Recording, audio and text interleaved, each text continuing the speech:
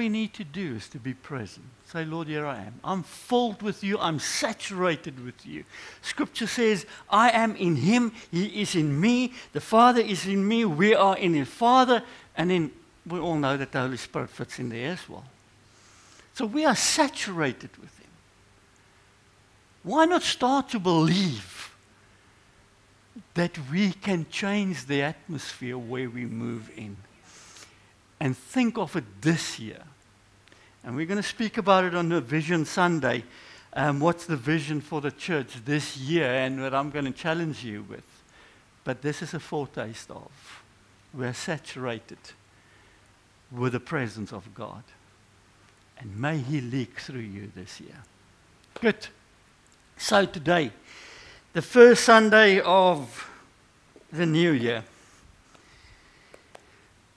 So I asked Annette, so what should I preach about? So she said to me that it's going to be a good year for you. Everything is going well. You will have a lot of finances. And I said to her, no, there's enough churches that they can go to to hear that. I want to preach the gospel.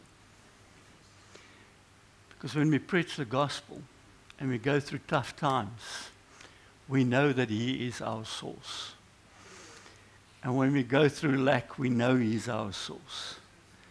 And when everything is all well, we can be excited because we know that he is that.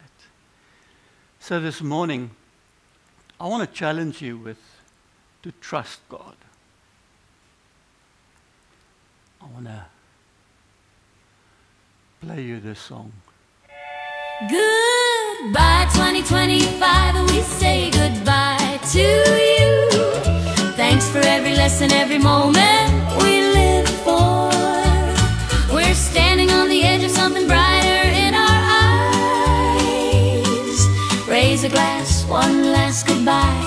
Bye 25. We laugh through the chaos, dance through every storm. Found a little sunshine where the nights were worn. All the stories written, all the tears we dried. We're stepping into new days with our heads held high. And the world keeps spinning, we keep moving on. A brand new sunrise waiting with a brand new song. Goodbye 2025, we say goodbye to you. Thanks for every lesson, every moment we live for. We're standing on the edge of something brighter in our eyes. Raise a glass, one last goodbye. Bye 25. Here's to the nights that shaped us, the dreams that never quit, the people who stayed with us through every little bit. Tomorrow's wide open and we're ready for the ride. Yeah, we're moving forward with the turning of the tide. So by 2025, you've been a wild ride. We'll carry all your memories deep on the inside. A new year's waiting for us like a sunrise in the sky. Let's lift our hearts and say goodbye.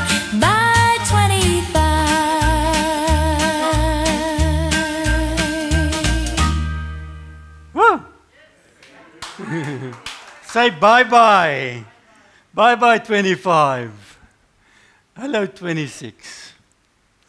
There's a spiritual principle in this about letting go of the past. We'll get to that this morning. So, trust God. I just want to read to you. Where did I put my... I feel so disorganized today. Probably the first one this year. Need to get into it again. We all know this psalm. Psalm 8, it's one of my favorite ones. He starts off and he says, O Lord, our Lord, how majestic is your name in all the earth. And then verse 3. When I look up at your heavens, the work of your fingers, the moon, the stars which you have set in place. What is man that you are mindful of him? And the Son of Man that you care for him?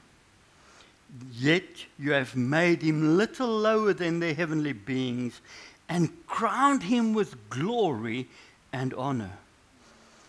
You gave him dominion over the work of your hands, and you've put all things under his feet, all sheep and oxen, and also the beasts of the field, the birds of heavens, and the fish of the seas, or the fish of the sea, whatever pass along the path of the seas. O Lord, our Lord, how majestic is your name in all the earth. When I look at your heavens, the work of your fingers, the moon, the stars, which you've set in place, what is man that you are mindful of him? I think David was lying on his back that night, looking at the stars and being overwhelmed by the presence of God. Being overwhelmed of realizing, man, he's my Lord, he's our Lord, and he created all this. He's so big. And I think at that moment he felt so small when he realized how big creation was. And in that smallness, he asked the question, what is man that God is mindful of him? And then he answers it. He says, but God created us with a purpose. And he gave us dominion over all nature and over creation, even though we are a little lower than the heavenly beings. He gave us dominion over everything we see. That alone must give you hope for 26. Because that's huge. He gave us dominion over everything we see.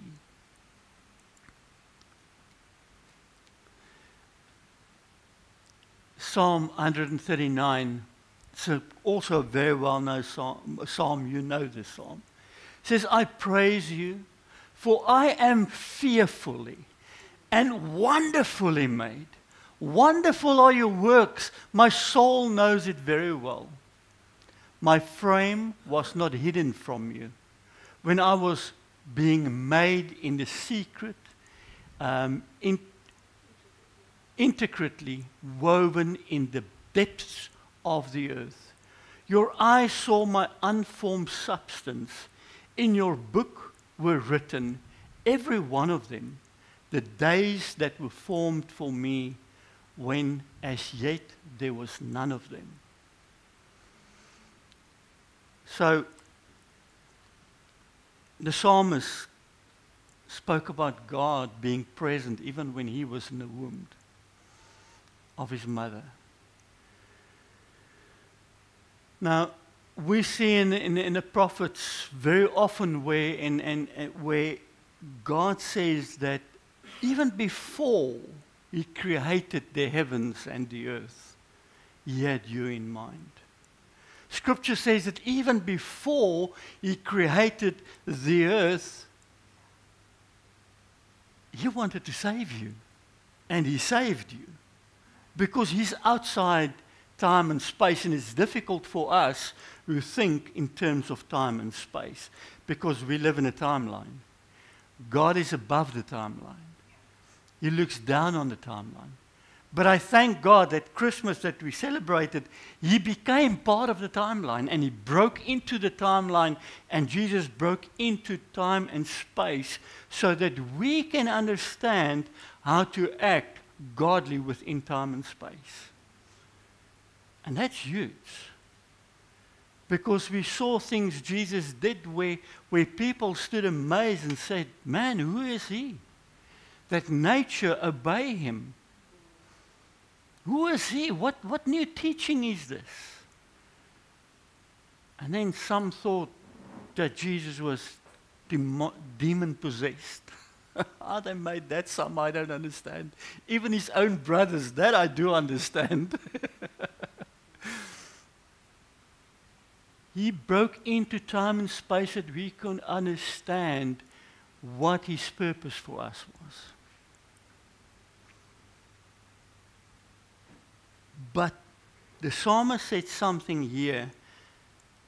I've always read it, but the first time it grabbed my attention. It says, last verse, your eyes saw my unformed substance.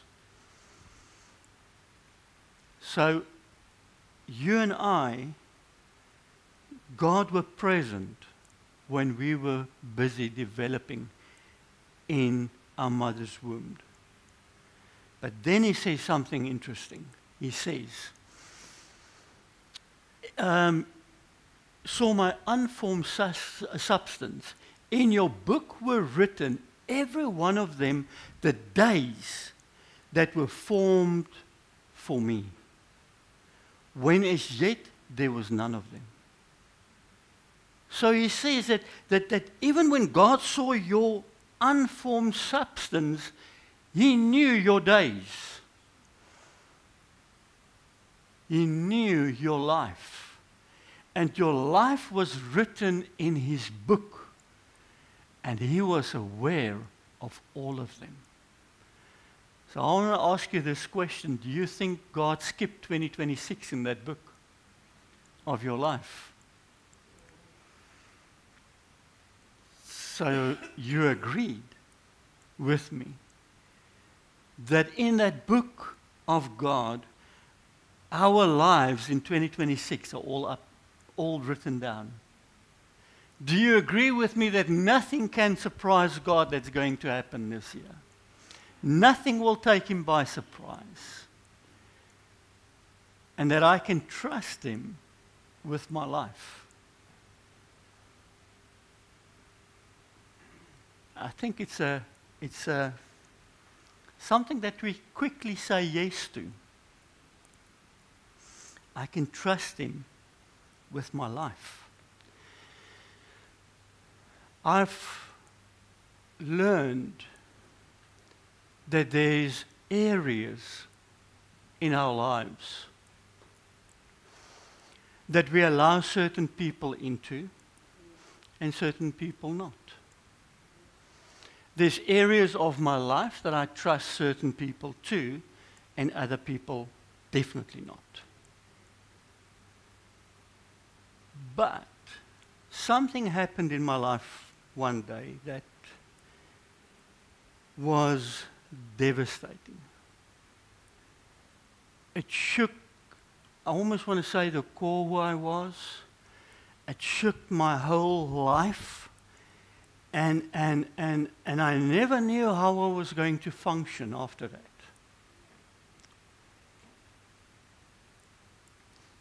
As if it broke me. And we all know that time heals. And that time brings, not always fullness, but something fuller with time. And God used time and he broke into time and he healed us. And then something happened again where God helped me to be whole again. But that brought me to a new thing, because this new season that I'm in now could have the same possible outcome as the first time. And I realized that day when I was walking at the sea, I don't trust God in that area of my life. I trusted him with my finances. I trusted him with a lot of things, but that area in my life, I didn't trust him anymore. There was a time that I trusted him. But because of what happened, I didn't trust him anymore. And I had to go to the Lord and say, Lord, this is where I am. This is who I am. Because of this, sorry, you need to help me to trust you again. I was brutally honest. See, it's something we don't really hear in the church. We skip the portion in the Psalms where the psalmists cry out and say, Lord, where are you? Are you asleep? Just wake up and hear me. We don't hear that in church. And that's birthed from a place of honesty. That's birthed from a place of struggle. See, we use this scripture and we manipulate people with it. It says, though the fig tree would not blossom, nor the fruit be on the vines, the produce of oil falls, and the fields yet yield no food, the flock be cut off from the fold, and there be no herd in the stalls. Yet I will rejoice in the Lord. I will take joy in God, all my salvation. Now put that in our language. Lord, even though there is no car in my garage, Lord, even though there is no money in my bank, He comes and He says then, yet I will celebrate. See, we use this verse to manipulate people and to tell them, you must rejoice in spite of what's happening. But nobody tells you that this verse is the second last verse of the book of Habakkuk. The rest of the book tells you about the struggles he had with the Lord. Where he asks God questions, says, Lord, look at my people. Look at their struggles. And then God answers him, and he's like, no, still don't understand. And then he wrestles with it again. And again he asks the Lord, don't understand. And then the Lord answers him a second time. And the second time the penny drops. And only when the penny dropped, he could say, Al sy die vyeboom nie bot nie. Al sou daar nie karre in my garage wees nie. Oh, even though there's no money in my bank, yet I will rejoice. Yet I will praise him. That was at the end of his story. But he had to go through the process to get there. And sometimes we need to learn to trust God in all the areas of our lives. We quickly say we do trust him. And in the nature of who we are, we do trust him. But I think it's when we go to certain areas in our lives and we're honest, maybe not that much. And those are the areas that we need to bring to him. So Israel had the same thing. The whole Israelite community set out for Elim. This is now after God helped them and they now moving away from Egypt and they hit the desert. And we know all what the symbolism of a desert is. It's a place where God shapes us. It's a place where our personalities are formed and strengthened. So you often seen that, like with Jesus, when just before he went into ministry, what happened? He went into desert for 40 days, 40 nights. We see it with Paul. We see it with so many prophets, where they would go to the desert to be qualified. So it's a place that shapes us. It's a place that qualifies us. So don't curse your desert. I'm not so keen to rejoice about it. Yet James says we should. It's not that easy.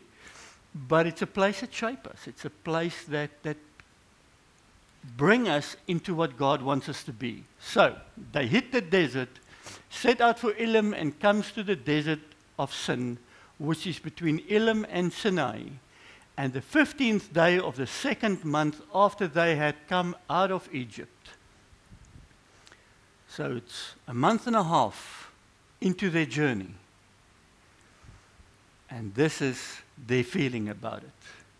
In the desert, the whole community grumbled against Moses and Aaron. The Israelites said to them, "If only we had died by the Lord's hand in Egypt. There we sat around pots of meat, nyama, and ate the food we wanted. But you have brought us out into this desert to starve this entire assembly to death." So Israel, 2 months into this exit, not so happy anymore. Because they remembered the pots with all the meat in Egypt. Yes, they worked hard. Yes, they were ill-treated. Yes. But they had food. It's just part of our basic necessity, isn't that? And sometimes God cannot bring us into something new if we do not let go of the past. Did you hear that? Your past failures you need to leave behind so that God can take you into the new. But you also have to let go of the victories of the past. Because the victories of the past can keep you lag behind. Because we sometimes hold so onto it that our mindset is shaped according to that and not according to the new things God wants us to take into. The memory of the good times of the past can keep us from stepping into what God wants us to do now. And here we see that. 2.5 months in, onto the promised land. There's a promise waiting for them. There's something there. And they trust God for the promise because they were moving with Aaron and Moses.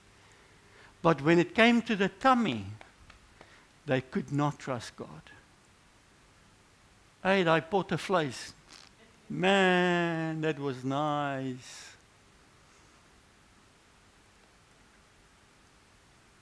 Sometimes we miss those spots. And those spots slow us down to get to the other side. So, God said to them, then the Lord said to Moses, "I will rain down bread from heaven for you." Huh? How awesome is that? What's our church called? Rain. I will rain down bread from heaven to you. That sounds abundantly. So he said, the people are to go out each day and gather enough for that day. Say that day. In this way, I will test them and see whether they will follow my instructions. So there's a test in this. Remember what happened. They were longing back to the past. Everything happened in the past. Man, we ate lekker in the past. Now it's not so lekker.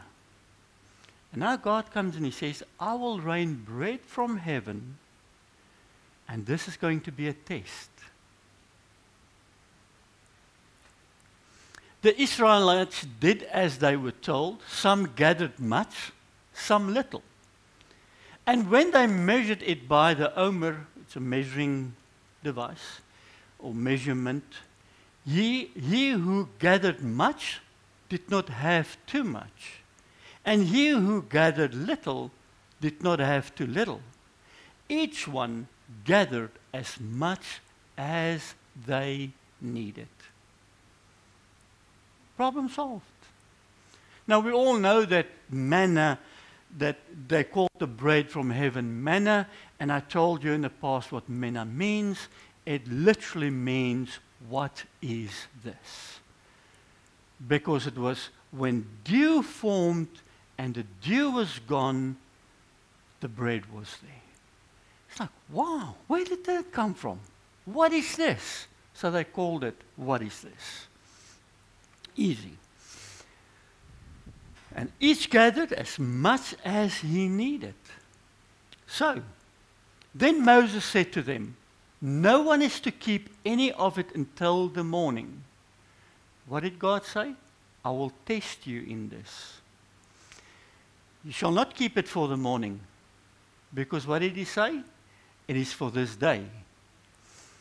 However, some of them paid no attention to Moses. They kept part of it until the morning, but it was full of maggots and began to smell. So Moses was angry with them. Each morning, everyone gathered as much as he needed, and when the sun grew hot, it melted away. So what's the lesson so far in this? There's a past that can make us complain because we don't live in it anymore. And then God said to them, there will be a new lesson for you now. You will learn new rhythms in your life. In the past, with the pots of meat, there was different rhythms. There was rhythms of slavery. There was rhythms of where the pharaohs would tell you what to do. Now there's a new rhythm. The new rhythm is, number one, every day will look after its own, after itself. And I am the provider of that day. Now, I understand why they did what they did. I mean, because if I can work a little bit harder today, I can be a little bit lazier tomorrow. Plus, will there be really bread there tomorrow again? Because a couple of days back, I was hungry. And I remembered the pots of meat. So it was an issue where they had to learn to trust God. And remember, it happened with the meat. God had to send to them birds. And remember, it happened to water. And it was the basic provisions that God had to take them back to and say to them, I am your provider. I am the one that will look after you. I gave you a promise back there, or for one day, but on your way to the one day, every day is a day on its own. And you need to trust me every day for this day. Matthew 6:34. Remember what Jesus said. Therefore, do not worry about tomorrow, for tomorrow will worry about itself. Each day has enough trouble of its own. Don't worry about tomorrow. See, why do we worry about tomorrow? Because what if we get to tomorrow and the provision is not there? You know what that does to you? You don't even enjoy today. Because the worry robs you of the peace that you are supposed to live in this day. At the Bible school, I taught the guys to live every day, by day, to live in the moment, because the moment is all we have. The past is gone, and the future has not come yet. So don't worry about tomorrow. Today is all you have. Psalm of David. We all know this. It's one psalm you will not read at my funeral one day. I don't believe it's a psalm for somebody that passed away. It's a psalm for somebody that's still alive. telling you that God's provision is there in abundance, even to if it feels to you is if you're going through a valley of death. He is there. Okay? Make a note of that. He makes me lie in green pastures. Okay, let's start with the Psalm of David. The Lord is my shepherd. I shall not want, or not be in want. Depends on the translation. He makes me lie down in green pastures. He leads me beside quiet waters. He restores my soul. He guides me in path of righteousness for His name's sake. But you know what happens when we sometimes catch ourselves? That Psalms look a little bit different, because sometimes it's money is my shepherd and I shall not want. My job is my shepherd, I shall not want. My wife is my shepherd, I shall not want.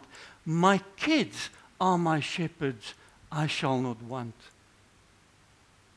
And we come to places in our lives where we learn to trust certain things so that we can face tomorrow. But the trust is not in the things, but in the person. See, He makes me lay down in green pastures. Sometimes we've got this illusion that if we've got enough money, I can relax and I can enjoy life. I've met rich people that is so unhappy. And life chased them down. And I've met honest living people, humble people, that's more chilled than I ever met.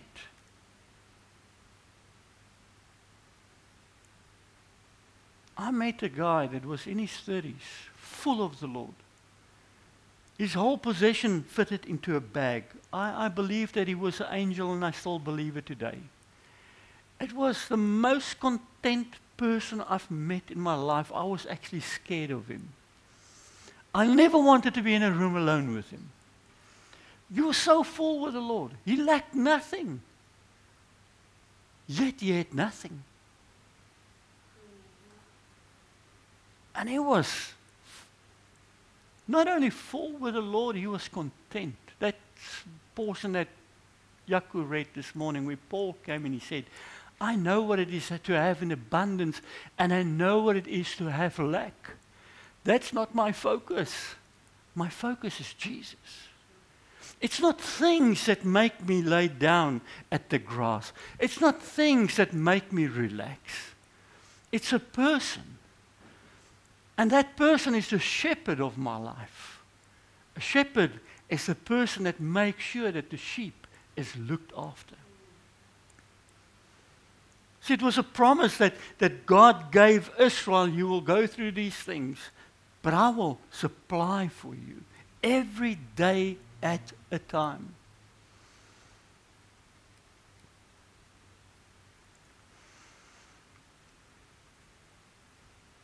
He guides me in the path of righteousness for His name's sake. And I wonder sometimes what guides us in life. Because I'm honest, there's times where it's not the Lord in my life. Where I catch myself out and like, man, you slipped. There's that portion where it says that we need to be in step with the Holy Spirit. And I remember when I was in the army, when we were drilling, you know, that whole platoon thing, and then you get out of step. And if everybody is in step, you stand out like a sore thumb. Because it's like, you try to get in rhythm with the rest. But sometimes to get in rhythm with the rest, you just need to give a half a step, and then you're in tune, and then you're in step with the rest of the platoon. And if it says that we need to be in step with the Holy Spirit, we sometimes just need to give a half a step to be in step with Him again. Because sometimes I catch myself that I'm out of step. I put my trust in other things to lead me, not the Lord. And sometimes it's just a brief moment. Sometimes it's a little bit longer. Sometimes it's that thing of, do I really trust him in this area? And then to come and say, Lord, man, I'm sorry. Teach me. But it's birthed in a place of raw honesty. Come on, he knows it anyway. Be honest with him.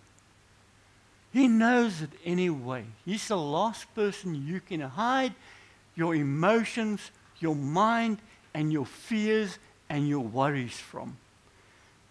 Because he was there when you were created in your womb. When you were knitted together, he was there. He saw you.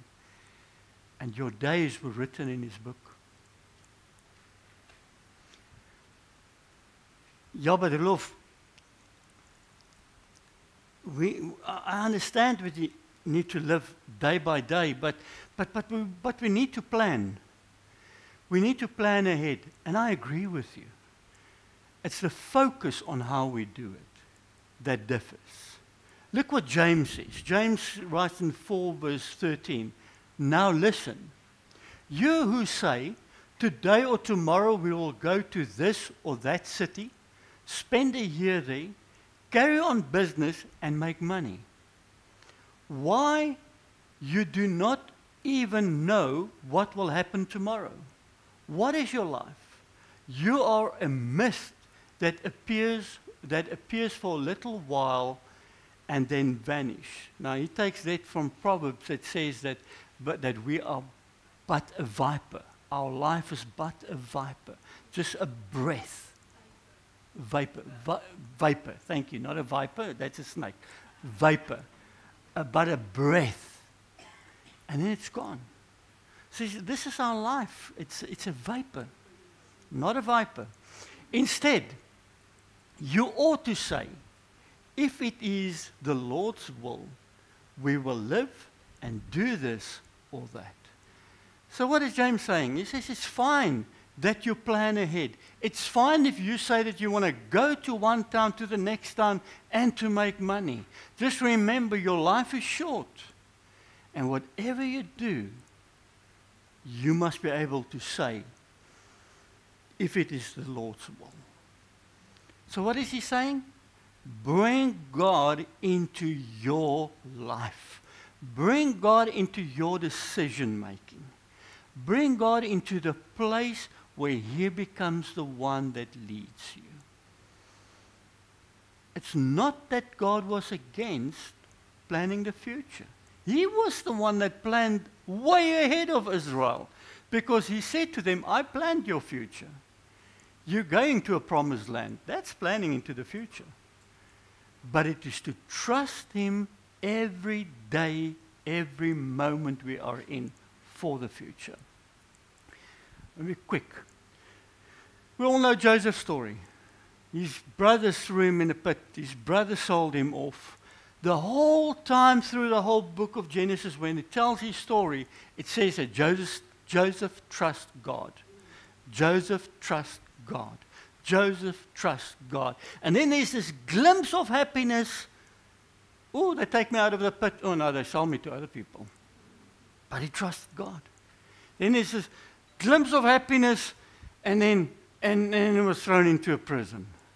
And then there's this glimpse of happiness where he works in a house, and then a lady tries to seduce him, and he's back in prison. But every time it says he trusts God, and eventually he ended up in second position, looking after a country. So, in Acts 7 verse 9, the last verse that ever mentioned Joseph's story, it says, and the patriarchs, jealous of Joseph, sold him into Egypt. But God was with him and rescued him out of his afflictions and gave him favor and wisdom before Pharaoh, king of Egypt, who made him ruler over Egypt and over all his household. My prayer for you this year is that you will just carry on, press on, trust God, and that he will fill you with favor where you are.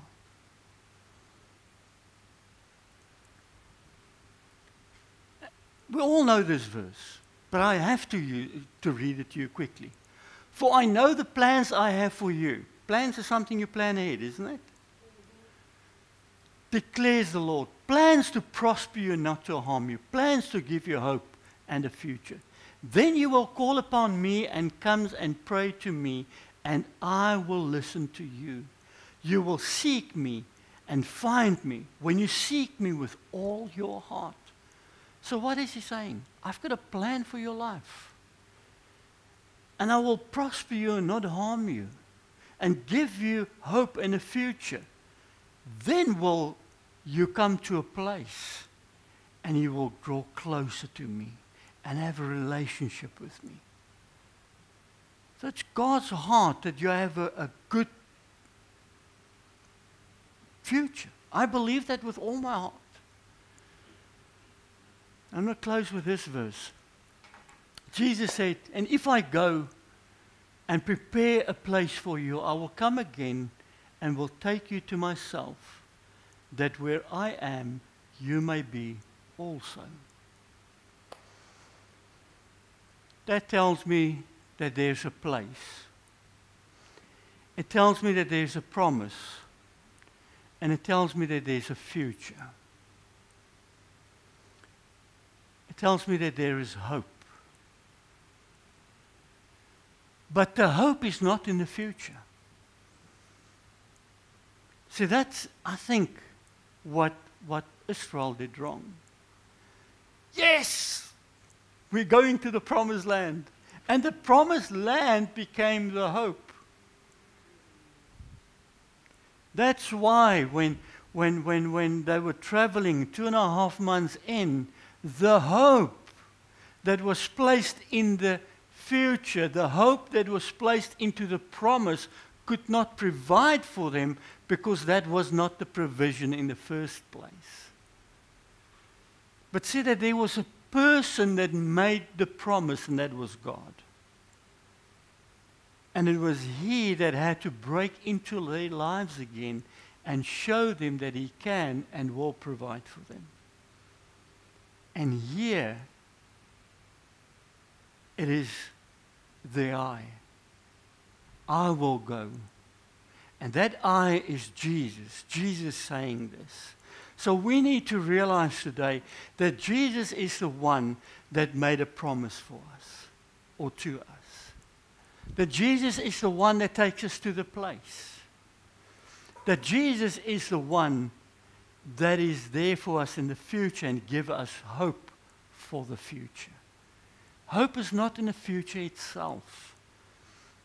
Hope is not in the fact that we hope that South Africa is going to change. That's not the hope. The hope is that Jesus is part of my future. He promised me a future, and because of that, there will be change. Because of that, I can trust Him in my future in South Africa. Because of Him, I can trust Him for my finances. And my finances don't need to dictate my emotional state. Because of Him, I can trust Him for my family. And my family is not my emotional state. You hear what I'm saying? Because I trust Him in everything I am, I can have peace. Isn't that verse that says it's the goodness of the Lord that leads to repentance? And sometimes we need to experience that, not only in salvation, but in His goodness. And may you experience His goodness this year. May you, when you go through stuff this year, because I'm not going to tell you you're not, you are. It's part of life. We all will go through stuff, me included. But when we go through stuff, the I is with us. And it's not this I. Jesus. And He is our hope. He's the one that provides. He's the one that is our source. He is that shepherd that gives us peace. He's the one that makes it rain bread from heaven. In fact, He is the bread. And may you, this week, just go and sit with this. Say, Lord, is there any area of my life that I don't trust you in? And allow Him to speak to you. Come to a place where you repent. Come to a place where you can trust Him again in that area. It's awesome to have peace. I can say honestly, after all these years, looking back now, I can honestly say I found that peace. I trust Him in that area again. So may the Lord fill you this year with hope, not in the future, but hope in Him. May He fill you this year with a future. And may He fill you this year with so much peace, knowing that you will make it. That good? That your life is written in His book, and it will not surprise Him. There's already an outcome written down in every challenge. Father, I thank You for every person that's here this morning. Those who are still on holiday, those who hear this on video, on YouTube, on Facebook, I pray, Holy Spirit, that You will speak into their lives as well. But Father, those that You are here this morning, this last portion says that You will be part of us and we will be part of You. We are saturated with You, and I pray, Father, that this year will be a year that we are saturated with You, regardless of what's happening around us, and that we will leak Your love wherever we go. In Jesus' mighty name, amen and amen.